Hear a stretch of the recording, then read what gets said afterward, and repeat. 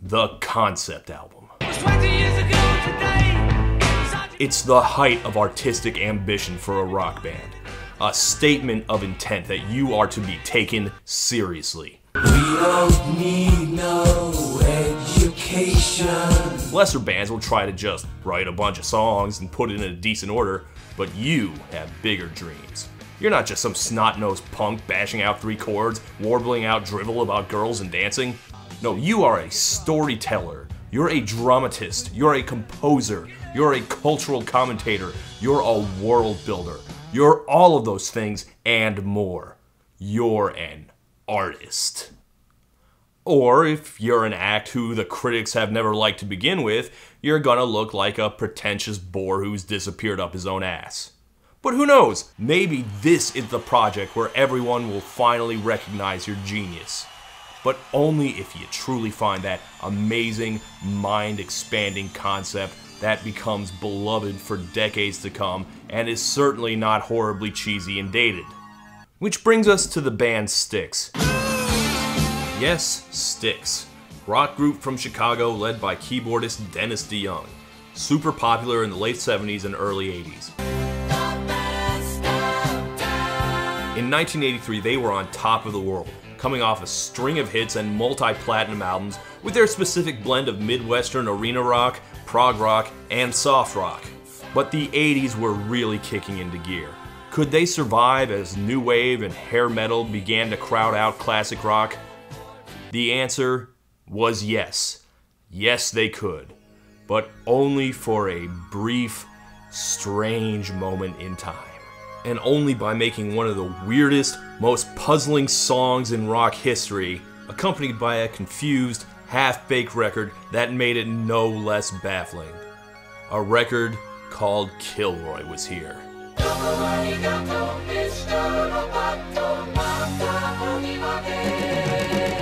This is TRAINWRECKORDS.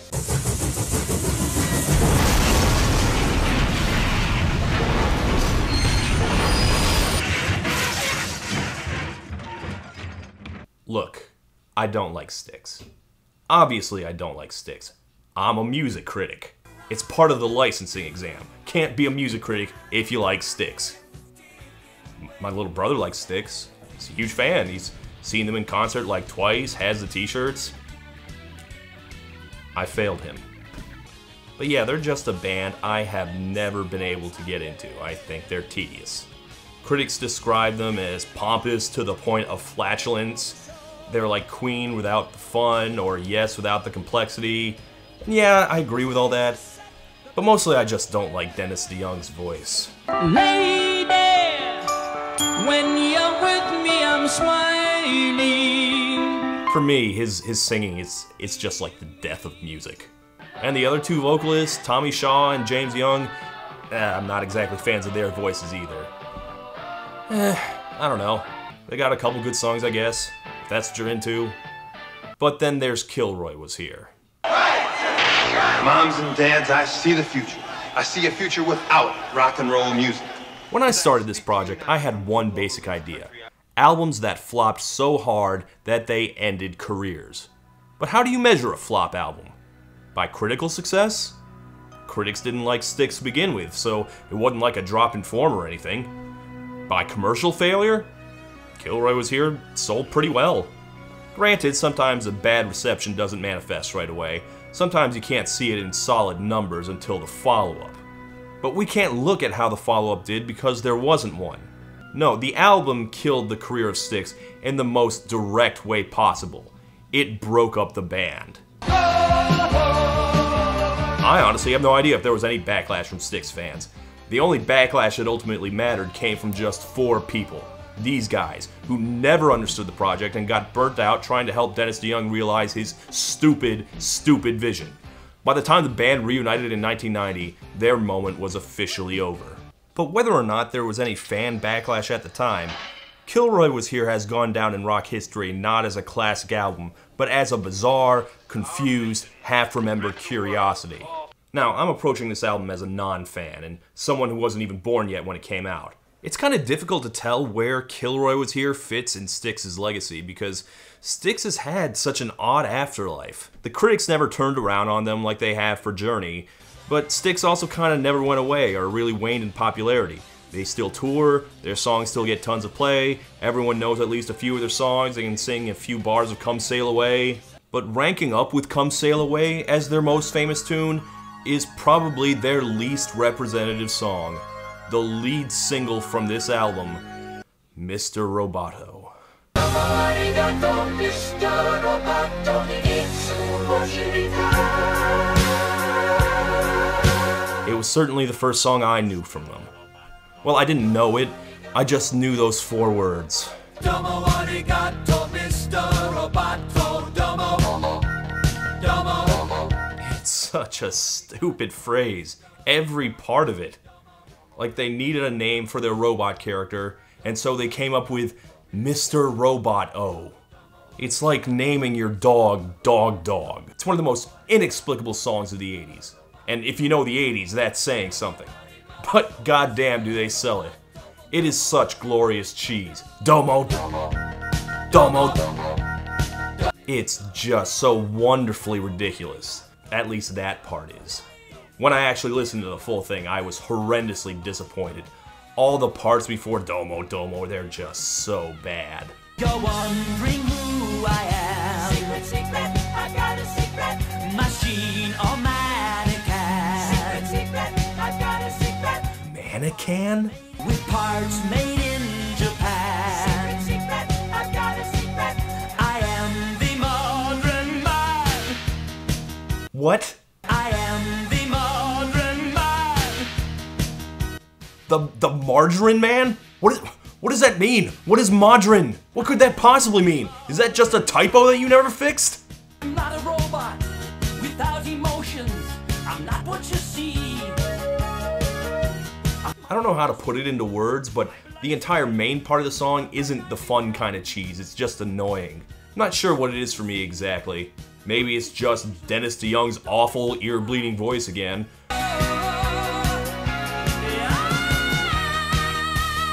Or maybe it's the half-assed commentary on technology. The problem's plain to see. Too much technology. What if machine bad? Machines dehumanize. You're a synthesizer band, you goddamn hypocrites! And it turns out this isn't even really about robots, because he's not even Mr. Roboto at all. Secret, he's got a secret. My true identity. I'm Kilroy. Kilroy! Kilroy! Who? I'm not a hero. I'm not the savior. Forget what you know. Forget what I know? I don't have knowledge to forget. Who are you? My big takeaway from Mr. Roboto is that it doesn't make a goddamn lick of sense. Who the hell is Kilroy? What does the Roboto do? Is Kilroy a robot, or a man turning into a robot, or a man doing jobs that make him feel like a robot? Well, to understand it, you have to either A, read the extensive liner notes, or B, watch the 9-minute intro film that only played during the live shows. The entire opening chapters of the album story, the entire premise, and the backstory, and the introduction to all the characters aren't in the album. But once you do get to see the intro movie, it all starts to make sense. Well, no it doesn't, but you do get some cheap laughs about how crappy it is. Attention, riot in the eating area. You sure that's a riot? Are you sure it's not just the jazzercise class warming up? Well anyway, from what I gather, it takes place in a post-apocalyptic future where rock and roll has been outlawed, and the world is under the thumb of the evil, moralist, evangelical preacher Dr. Righteous and his army of killer robots. Now, as a sci-fi buff, I can't help but notice the similarities between this album's premise and the fictional sci-fi universe created by me in the 8th grade. Critics rapturously praised my conceptual masterwork as dorktastic and lame as balls before crumpling all my drawings and stuffing me in a locker. And if this whole thing wasn't corny and fanficky enough, Dennis DeYoung wrote himself as the hero, the jailed rock and roll star Kilroy. Robert Oren Charles Kilroy. Excuse me, Robert Oren Charles. Look, his initials spell rock. So, this character, played by a guy who looks like a Walgreens manager, is your physical embodiment of rock. Tommy Shaw is the rebel Jonathan Chance who springs him from jail. Distinct as the Roman Empire. On every channel. You get it now, you bastard. You can't stop the music, you bastard! We will play rock! Specifically, bloated, ugly 70s arena rock. Hail, hail, corporate rock and roll! And James Young is the evil Dr. Righteous, who's a stand-in for all the obnoxious Bible-thumping censorship assholes of the 80s. That's right, someone's sticking it to televangelists. At last. Wait till you hear their jokes about airline food. Burn until we together have eradicated this vile plague that Elvis Presley brought down upon our nation. The actual plague that Elvis brought down was probably a venereal disease, for the record. And the Robotos, what about them? Well, here's a funny thing. They are not part of this story, like at all. Mr. Roboto was the first single and the album opener, and it never comes back. Robots are to this album as breast cancer is to The Room. Even Mr. Roboto isn't about robots. It's about Kilroy disguising himself as a robot to escape the jail. The robots are only there as minor characters and to serve as mildly Japanophobic punchlines. Error? Kawasaki! Oh, that's a Nissan Sentra scrotum. Yeah, this is all kind of racist, yes. But I think the bigger point here is that the Japanese specifically engineered their robots to have vulnerable testicles. I mean, those Japanese, am I right? Also, I'm starting to get really uncomfortable with this album art. Roboto, your mother was a Toyota. Ain't got no rhythm, huh? Ain't got no rhythm. Yeah, the whole film is just very cringy, and the amazing thing is how little it has to do with anything.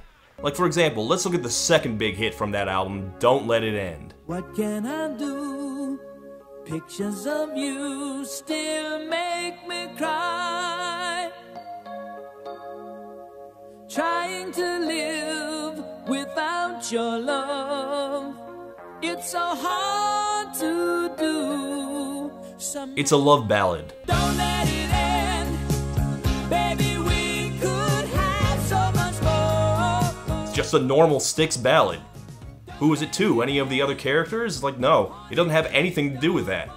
Like, if you really stretch, I guess you can make it work with the plot and the whole concept of the album, but mostly it just sounds like any other Styx ballad. You could swap it out with Babe or Lady or any of the other horrible love songs they put out, and it'd make just as much sense.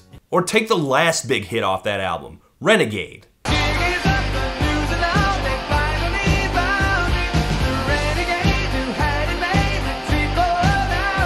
I'm kidding, Renegade is from a different album. But it honestly fits better than most of the other songs on this album.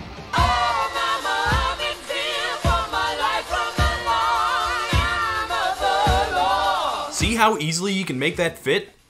Meanwhile, Kilroy has songs that I guess match the theme, but only vaguely. Like there's one about living a double life.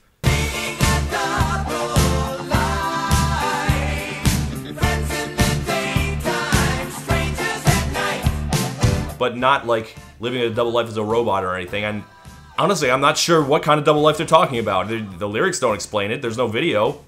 Okay, fine. Let's look at one of the songs where they actually did try to work with the premise. This is the villain song, Heavy Metal Poisoning. What the devil's going on? Heavy metal.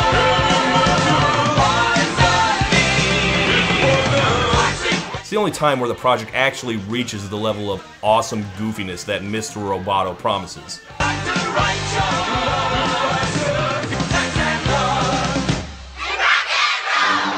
Honestly, I've kind of grown to love this song. He's so evil!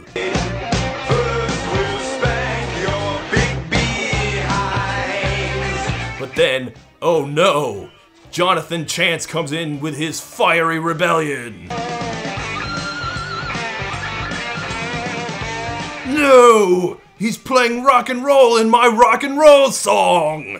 The fact that the rock-hating villain sings rock music is like a good sign of how half-assed the whole project is. See, one of the reasons this all turned out the way it did is that DeYoung wanted to make this a band project, even though the rest of the band didn't get the concept, and they just had to finish their previous album, which was also a concept album, which they also didn't really get, and now they have to try and write about robots and shit.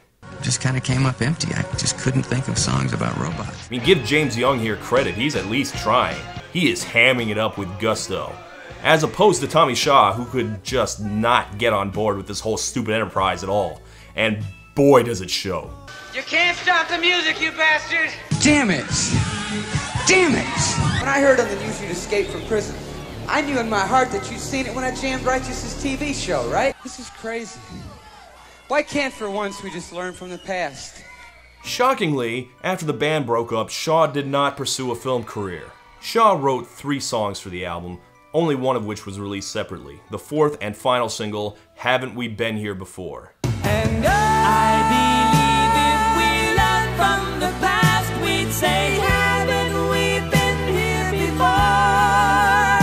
I have no idea how it fits in with the concept of the album, but it's the second to last song on the record, and by that point I had just stopped trying to figure anything out.